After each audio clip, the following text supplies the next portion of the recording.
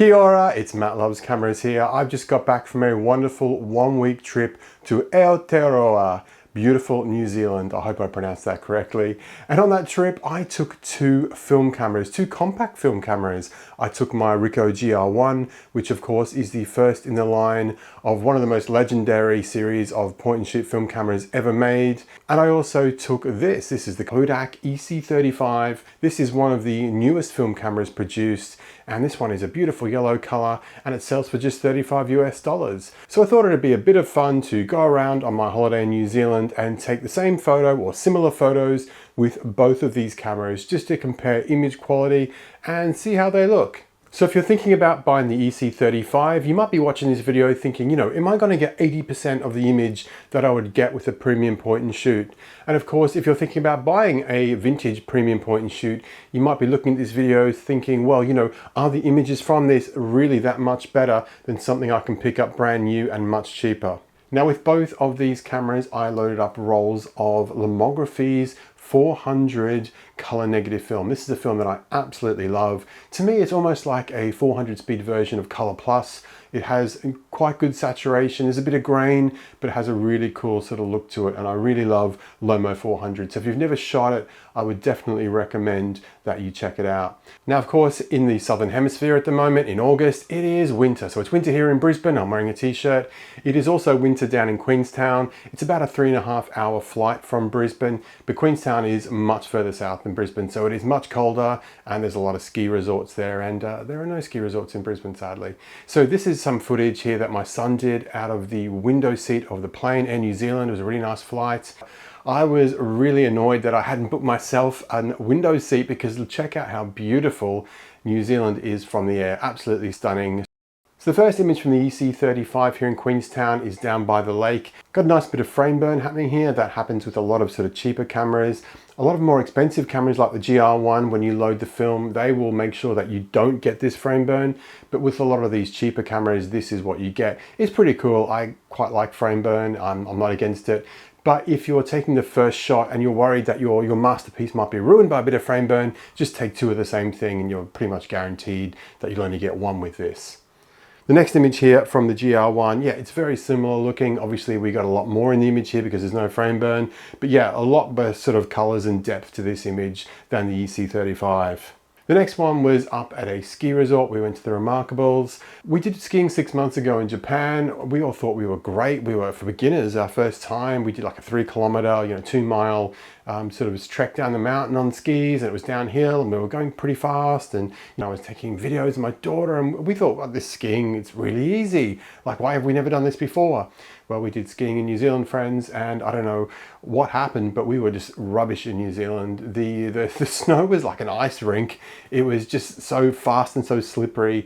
I lost count of the amount of times that I fell on my bum, probably about 7 or 8 times. So yeah, long story short is we were rubbish at skiing in New Zealand, but the scenery was fantastic. Got this beautiful image here of the Remarkables here on the EC35. It looks pretty good. And then the next image here with the GR1, it's actually kind of surprising because I think the GR1 has slightly stronger vignette there on that image, but I think both images are wonderful. A couple of days later, we headed north from Queenstown. I didn't take many film photos in Queenstown, but we headed north on a bit of a road trip, and we ended up at Arrowtown, which is like an old historical sort of town with lots of cool shops and stuff. And here is an old phone box by a pharmacy. That one looks pretty good on the EC35, but here it is on the GR1. On the screen here, you may not see many differences, but when you look at these images up close, that's when you sort of start to see the differences between the EC35 and the GR1. From sort of small images shared on social media, you're not going to notice it that much, but you sort of look into the image more, and the EC35 is, fairly sort of sharp in the center. Around the edge is a bit more fuzzy because it does have an acrylic or plastic lens. Whereas the GR1, of course, has a glass lens, and the quality, edge to edge on the frame is much better, much more in focus, much sharper across the whole scene. This next one is also in Arrowtown. This is the old Post and Telegraph building, which looks pretty cool. The blues here just look a little bit deeper on the GR1 image, but they both look great.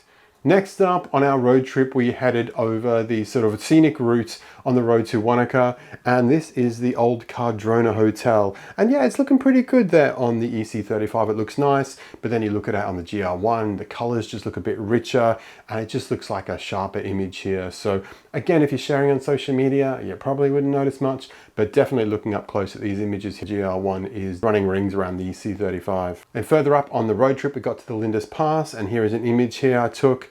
And yeah, so they're not quite, the framing is a little bit different to both, mainly because the EC35 has a 25mm field of view, which is pretty wide, whereas the GR1 has a 28mm focal length. And so 3mm, it doesn't sound like much, but it is actually quite significant when you're looking through those viewfinders. The first night of the road trip, we stayed in a town called Twizel, and just before I checked in to the motel we were staying at, I saw this truck just opposite the motel. I had to take a photo. Look at these beautiful green and red colors. Absolutely love this.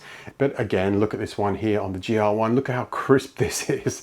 It is just, the GR1, I keep saying it, but the GR1 is just so much better than the EC35 when you're looking at these images up close. Here is an image of the actual motel we stayed in. Look, I booked all the accommodation for us on this trip, and generally I got a pass mark, I think. However, this motel, my wife and my daughter hated. Here is the motel here, and you can actually see on the buildings here, it has the letters M-O-T-E-L, motel. And there was nothing wrong with it, by the way. It was fine. It was just, yeah, perhaps not as luxurious as my daughter would have liked. The next day there, we went to beautiful Mount Cook National Park. I think that's what they call it anyway. We drove, 50 kilometers, 30 miles out to the national park. And all along the way, you get these beautiful vistas of the mountains and snow here. So here's a couple here. These are kind of murky shots because it wasn't sunny. It was kind of overcast conditions. But I think these two look pretty good here. I like that river sort of leading into the mountains there. It looks nice. Then we parked up at the Hooker Valley track and we did a nice little walk along the national park. And yeah, this is a sort of a scene of a hill overlooking the first bridge. And the bridge looks okay from here, it doesn't look too bad. But when you actually got down to the bridge has got like a lot of slats in it, and it'd be easy for you to drop your phone and never see your phone again. I had my Canon R6 Mark III, and of course I had a hand strap on so I didn't lose it. And I took some nice images here over the bridge. I didn't dare get my film cameras out of the bag, so you've only got this image here. Here's another image of the very moody sort of Mount Cook sort of area of National Park. I'm not sure which mountain is which here, but this gives you a good sort of view. Really nice images here. And here is the second bridge of the Hooker Valley track. This only opened a few weeks ago, so this was really cool to get up to this bridge and have a look. But by this stage, my son and my wife had already headed back to the car. They had enough, and my daughter had quit, and she'd sort of was sitting having a bit of water. She actually stole my water, which I wasn't very happy about. But she was sitting down there waiting for me, and I walked out to the second bridge by myself, took a couple of photos, and headed back. So here they are here, and yeah, there's probably not a lot of difference here between the EC35 and the GR1 photos. Next couple of nights we stayed at Lake Tekapo or Tekapo, or I'm not sure how you pronounce it, no one ever corrected me. But of course this is the location of this very famous church. You've probably seen all over social media, especially with astrophotography. There's a lot of images of this church with astrophotography. And here is the Church of the Good Shepherd here. Very hard trying to get an image of this between 9 and 5 when it's actually open, the grounds are open because there's a million tourists in there. Before 9 AM or after 5 PM, the grounds are closed and you can actually get up to the fence and get a decent image without anyone around. Down by the shores of the lake, there's all these rocks, and yeah, I just thought I'd take a close-up of the rocks here. So here they are here across both cameras, and yeah, pretty similar actually. I would say that edge to edge, the GR1 image is better, but the EC35 in the middle there is pretty sharp. Last few images, we're heading back to Queenstown to fly out, and here's just one along the road. I thought this has got an atmospheric scene here. Really like this, and you can sort of see in the EC35 here one, I've got that telegraph pole because it is such a wide view, but with the GR1, I've got rid of that telegraph pole on the right. And then the final image here was in a place called Cromwell that we drove through. There's a part of Cromwell called Old Cromwell. And I think what they did was they moved all these old buildings here and they have them in a row. So here is the Belfast stores. I didn't do a very good job here of matching up the scenes. I think there were some people walking through and I had to walk back and forth for a couple of minutes. So the GR1 is much further back than the EC35. So there you go. What did you think of the images that I shot in New Zealand with the Kodak EC35 and the Ricoh GR1? Do you think the EC35 is good enough for $35, or would you be tempted to shell out several hundred US dollars on an aging Ricoh GR1? Please let me know everything in the comments. As for me, look, I love both of these cameras. I think they're both pretty cool. The EC35 retails at only $35 US, so I think it is a lot of fun. It's nice and colorful. And you know, if you did drop it or lose it over the bridge there at the Hooker Valley track, it's not the end of the world, is it? It's not a huge investment. And I think you're probably getting, I don't know, maybe 70% of the image of the GR1. When you look at those images up close though, that is when you see the difference between these premium point and shoots and a more basic camera. Edge to edge sharpness, color rendition, it's much better on the GR1. Almost every single image is way better on the GR1. So yeah, it's an interesting comparison. Now, of course, I've done a comparison before with the GR1. It went up against the Kodak Snappic last December in Japan. I took both of those cameras to Japan with me, and I've done a video here on the channel comparing the two.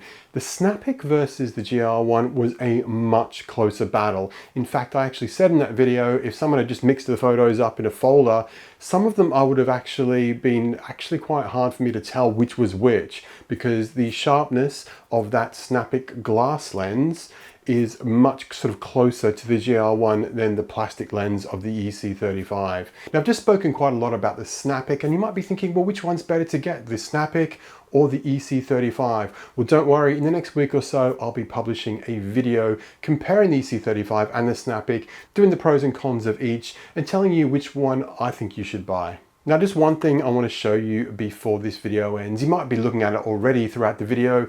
It is, of course, my t-shirt. I saw this Crossing Kiwis shirt in a gift store in New Zealand and had to buy it. Of course, it is 4 Kiwis. I'll stand on tiptoes here. 4 Kiwis crossing the road in an Abbey Road style sort of scene here, and which I absolutely love. And I don't know if you see the detail here, but the Paul Kiwi has no shoes on, which of course is exactly like the Abbey Road album cover. So yeah, I had to buy this. Anyway, that's it from me. Please give this video a thumbs up, leave a comment, and drop me a subscribe. Ciao, bro! See you next time. Cheerio. Bye-bye.